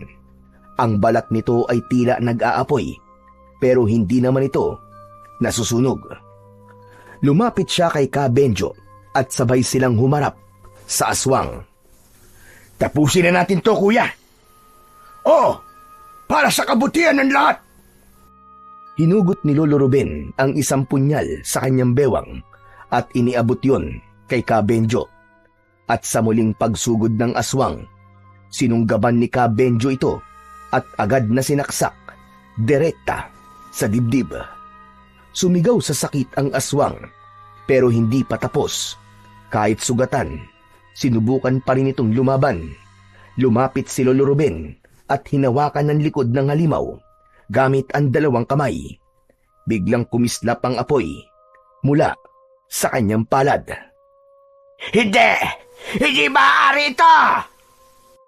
Sa loob lamang ng ilang segundo, ang katawan ng halimaw ay nagsimulang matupok sa apoy hanggang sa wala nang natira, kundi abo. Lolo! Lolo Ruben, tapos na po ba? Wala na po bang aswang?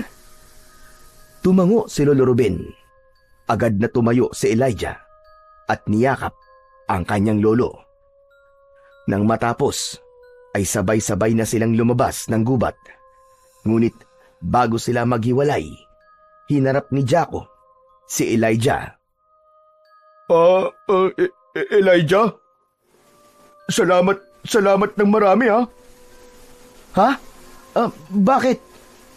Kasi pinaramdam mo sa akin kanina na hindi ako dapat na matakot. Dahil sa'yo, lumakas ang loob ko eh. Salamat sa pagdamay mo sa akin ha. Pero bakit mo ginawa yun? Bakit ang bait mo pa rin? Kahit na palagi kitang sinasaktan at inaaway. Kasi ayoko maging katulad mo, Jaco. Ayoko mabuhay sa galit at pag-iigante. Lalo na ngayon, mas naiintindihan ko na kung gaano kaiksi ang buhay. Walang saysay ang may sama ng loob. Elijah, pasensya ka na talaga, tol. Ang dami ko nagawang mali sa'yo. Akala ko kasi dahil mahina ka, madali ka lang tapakan, pero mali ako. Mas matapang ka pa pala sa akin.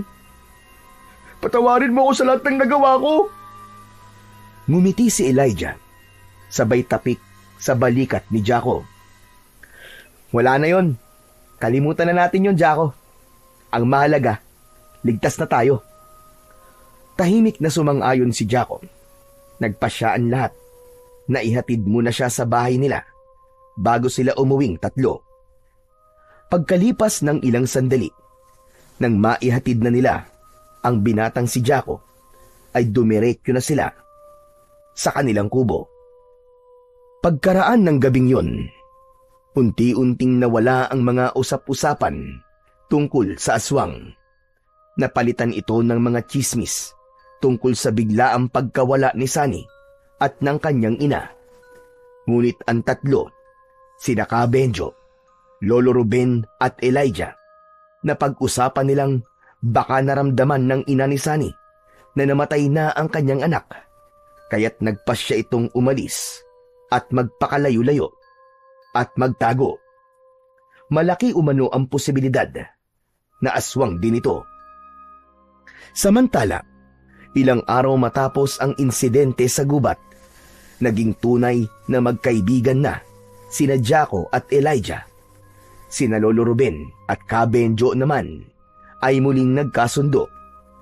Matinding away ang kanilang pinagdaanan noon na halos dumating pa sa punto na magnakawan na sila ng mga agimat. Dahil ito sa matinding selos at pagkainggit sa kanyang kuya na naging dahilan ng kanyang pagrerebelde at pagtatago sa bundok hanggang sa naging palaboy. Ngunit nang muli silang magkita sa loob ng gubat at nakitang nasa panganib ang kanyang kuya, ang lahat ng mga tampuan at galit ay nabura. Si Lolo Ruben ay nilinlang din ni Sunny, kaya ito napunta sa gubat. Mabuti na lang at matagal na palang minamanmanan ni Ka Benjo ang binata matapos makitang naglalaro sa kabilang baryo. Sinundan niya ito hanggang sa nalaman niya ang tunay nitong pagkatao at nakita nga niyang biyag nito si Lolo Ruben sa gubat. Sinamantala niya ang pag-alis ng aswang at iniligtas si Lolo Ruben.